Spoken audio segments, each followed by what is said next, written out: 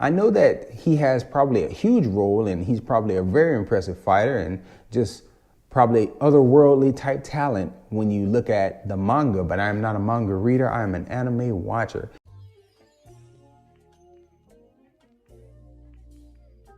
What's good, everybody? Welcome back to Whole Views. Here we are trying to talk about Demon Slayer. We've had so many different obstacles coming in the way of us talking about this finale, but we're determined to get our thoughts out there and hear what you guys have to think. So question for today's video would be, what did you think about the finale and how would you rate the season as a whole? Because to me, I would say this season was like 8 out of 10, just a very solid, fast-paced, action-packed season, especially compared to a lot of the story and a lot of the slower episodes that we got in season 1. Season 2 was jam-packed and it was very, very, very good. Nice, quick 11-episode run when you count only the entertainment district stuff, which is what we're here to talk about here today. I had a full reaction for everybody watching the episodes and reacting to the big moments from the finale, the things that really got me going and thinking about the things that we were seeing on the screen. But YouTube did not want your boy to be great. 5 different times I tried to upload in different configurations to get it up,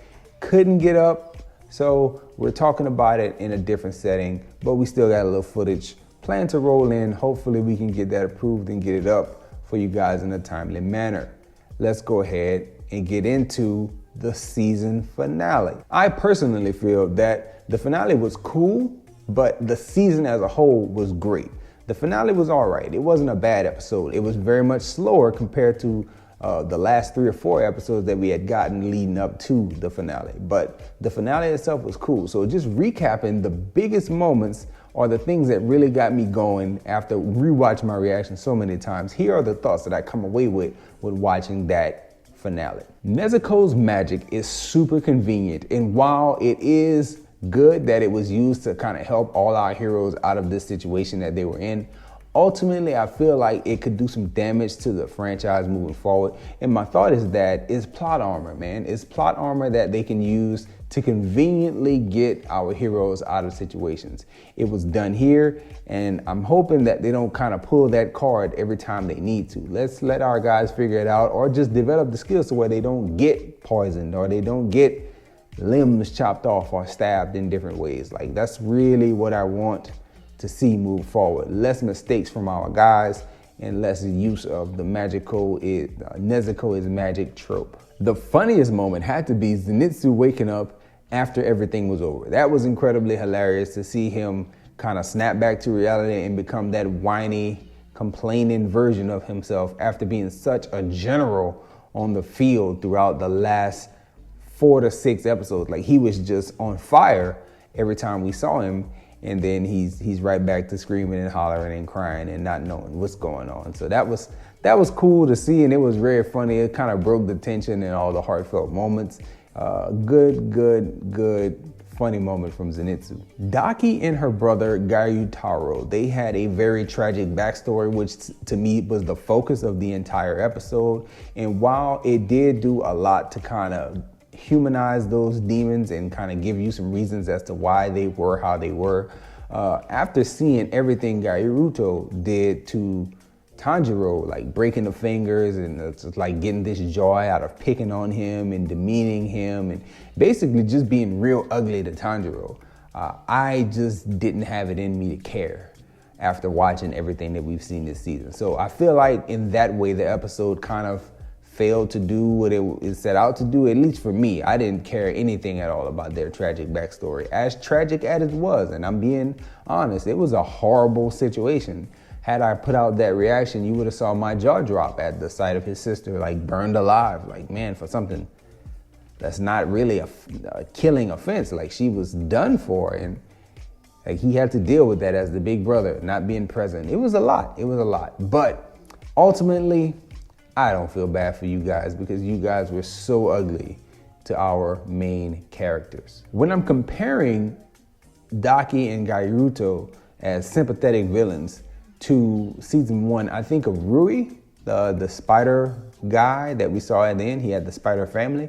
I feel like he was a bit more sympathetic, and I don't know if it was because he had this twisted idea of family and he was trying to get back something that was actually good. And Daki and Gairuto just seemed like wounded and scarred by all the things that had happened to them, and they were bitter and angry. Rui didn't seem as bitter and angry. He seemed a little bit more like, hey, I gotta protect what's mine. I gotta do these things to be back in the good graces of my family and like maintain my family. I don't know, maybe I'm misremembering things, but as I watched season 2 and thought back to season 1 and then rewatched some of season 1, Rui seemed a bit more sympathetic. And Daki and her brother, not so much. I find myself looking at everything and saying, I don't care that you had a hard life. So what? You turned out to be a trash person. You did not persevere through all the bad things. And it's not like you even desire anything good. You just seem greedy and ugly and not likable. Towards the end of the episode, we have Obanai show up. I think that's how you pronounce his name. He's the Hoshiro with the snake and the 2 color eyes. He shows up towards the end of the episode and he's just disrespectful. I did not care for his little comments. The way he said, like, this is a lower ranked demon and I guess I can offer you my congratulations. Like, yo, bro, like, I gave it all I had out here, man. Like, I did everything I could. Tengen, whether he's considered a lower ranked Hoshiro or not, the man showed amazing skill throughout this season. Very, very impressive fighter, super fast, very intelligent, very strong. And it's like, I know that there's rankings and there's others that are going to be stronger than Tengen, but each Hoshiro that we've seen fight demons, these upper ranked demons, have shown incredible skill. I wish we had actually gotten a little bit more with Rengoku because he was considered to be one of the upper level Hoshiros, and it's like, Tengen was amazing. I'm sure Rengoku was incredible. I would have liked to see quite a bit more. But going back to the finale, Obanai showing up, I'm like, hey, you need to chill. You need to chill. My last big thought coming out of the finale was this, and I think about that final scene that we get with the master, or the guy they refer to as the master of the Hashira. And I think to myself, my guy, where have you been? Well, number one. 2, what's wrong with you? Because we've seen you in season 1 and those scars were like eye level. And in these episodes, they seem to be a little bit further down on his face, like it's a disease that is progressing. So that's another question. Another question, why are you coughing up blood and you need assistance right now in particular? Like, why is that happening to you now, sir? I want to know. And what is that? Question 4 in my mind about the master is, what is going to be your role moving forward? I know that he has probably a huge role and he's probably a very impressive fighter and just probably otherworldly type talent when you look at the manga, but I'm not a manga reader. I'm an anime watcher. And as I watch this anime, I question his relevance. And I would like to see more from him moving forward, or at least, again, my favorite word, some backstory on his character, why he's important, how he became the master. All that stuff would be very, very, very cool if we were ever to get it. With all those things being said, I stand by my original statement. The season was great. The finale was all right. The season, fast-paced, action-packed. From where we pick up in the entertainment district, there is not many. I lie, as I'm thinking about it, there was like 1 or 2 kind of feel like filler episodes. But once that battle started, I think in like episode 3 or 4 with Daki and our three young fighters, man, that thing just ramped up and ramped up and ramped up until a very, very, very good crescendo with the decapitation of 2 demons, where we initially only thought we was getting 1. Very impressive stuff. I really enjoyed this season. Let me know what you thought about it in the comment section.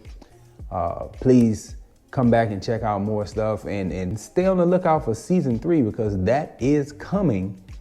There have already been made an announcement about season 3 talking about like the Hoshiro swordsman training arc or something like that. I don't remember exactly what it's called, but that's coming soon. I'm looking forward to seeing that as well.